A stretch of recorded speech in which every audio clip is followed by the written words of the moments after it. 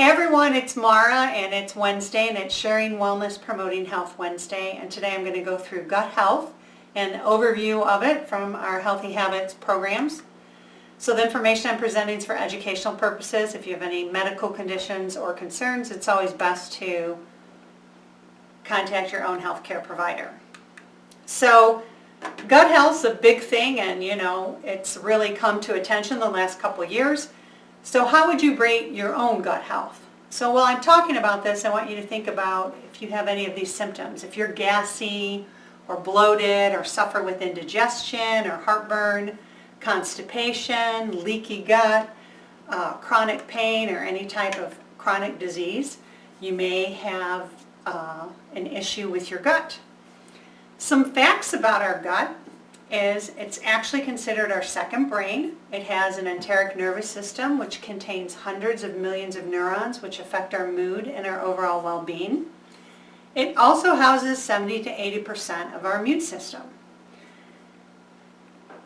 So if you're sick or you're not feeling as good as you do, 10 to 1, you may have a gut health problem or definitely a digestive problem, because I don't think you can be ill and have a healthy gut, since so much of our immunity and nerve and second brain are in the gut.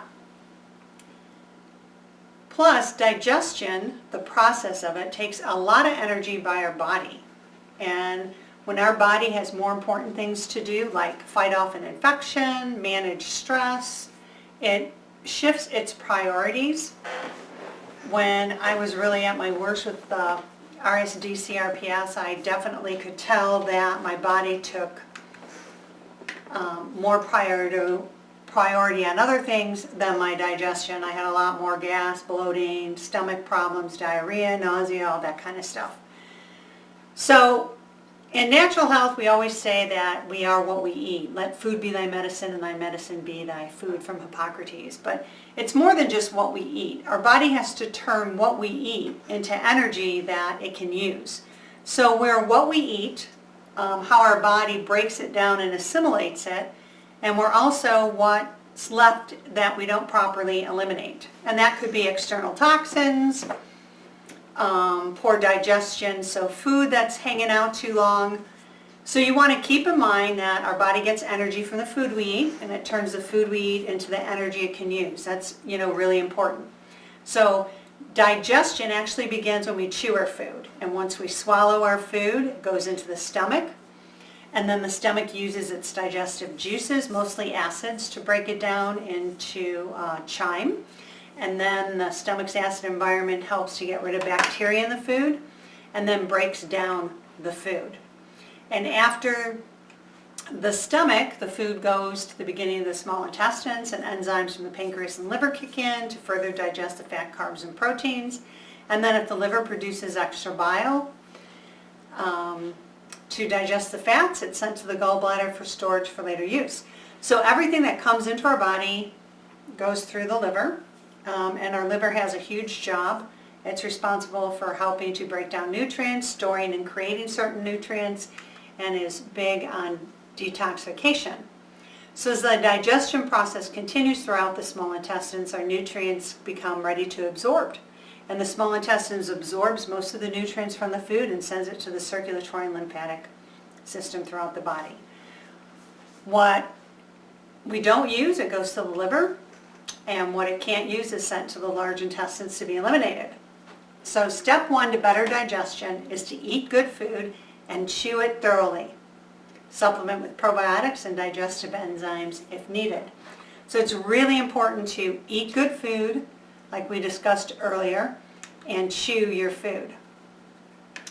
There's also the microbiome in the gut, and we have our body's basically 90% bacteria, virus, fungus, molds, and 10% human cells. But the majority of that microbiome that impacts our health is what resides in the gut. So when we feed our bodies bad food or unhealthy foods or processed foods, we're not feeding the good guys, we're feeding the bad guys. So a lot of people find that supplementing with probiotics can help, because probiotic means for life.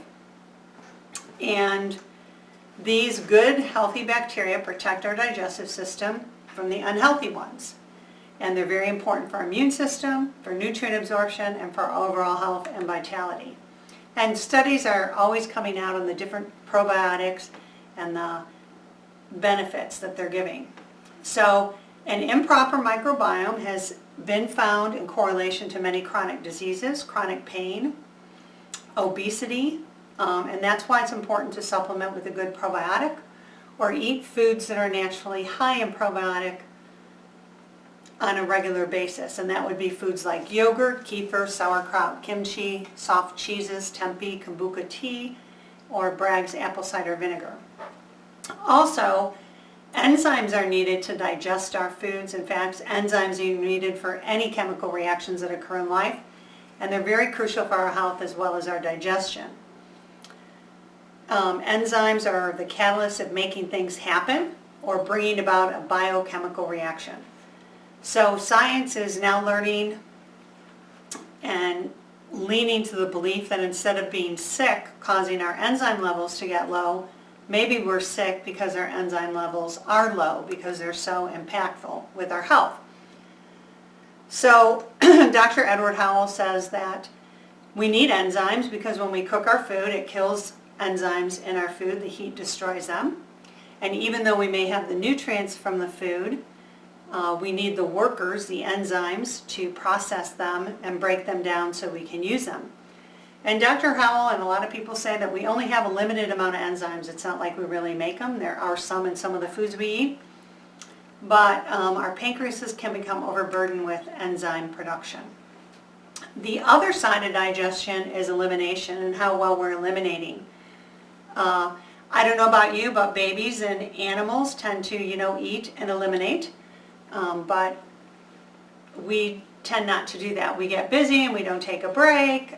We get stressed out and everything tightens. We don't have the enzymes or probiotics to digest them. We didn't drink enough water. There's a lot of reasons that elimination gets behind. No pun intended. So you should ask yourself how your elimination is. So if you're eliminating at least once per day, and even if you are eliminating once per day, what is your transit time? Are you eliminating on Wednesday what you ate on Monday or what you actually ate yesterday? So if your elimination is sluggish, and 10 to 1 when you do go to a healthier diet, it can become sluggish and your symptoms of digestive discomfort can be exacerbated because your body's not used to the different types of food.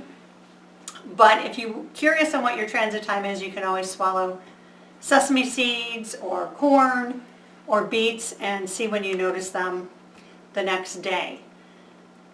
Detoxification should also be part of your normal gut routine, and many people natural health cleanse 2 to 4 times per year. So if you've never done a cleanse, you might consider trying one now, especially if your transit time is longer than it should be. And there's many different cleanses on the market. I'm not going to get into that here, but you can do juice cleanses, you can do, raw food cleanses. So there's many types of cleanses you can do. One of the daily drinks that people use during a cleanse may be something like a psyllium hull or high fiber, some chlorophyll or aloe vera, some clay, and maybe some juice with 8 ounces of water. That gives you a lot of fiber and helps the body move things out. So that's about it for gut health. I love using the Soki products in conjunction with overall wellness because, again, the Chi Machine moves the body. It causes you to relax, and that rhythmic motion of it actually kind of gently rocks the internal organs. And for some people that have been constipated, the Chi Machine's been able to help move things along. And coupled with the fur pad, applying some topical heat to the abdomen also can help. There's also the ERE, which massages the bottoms of the feet based on reflexology, that can also stimulate circulation and get things moving. And then there's enzymes, probiotics, and eating good food, because the good guys like plant fiber and fermented foods, and the not so good guys like sugar, processed foods, and trans fats. So pay attention to how you're eating, how your gut feels. Ask yourself some questions and see if maybe you think you have a gut issue is involved and how you're currently feeling. And if it is, you may want to try some of these things. Just remember, if you drastically switch your diet, you may have more symptoms in the beginning to your bacteria and everything in your body adjust to the new food. So thanks for watching, and we'll see you again next week.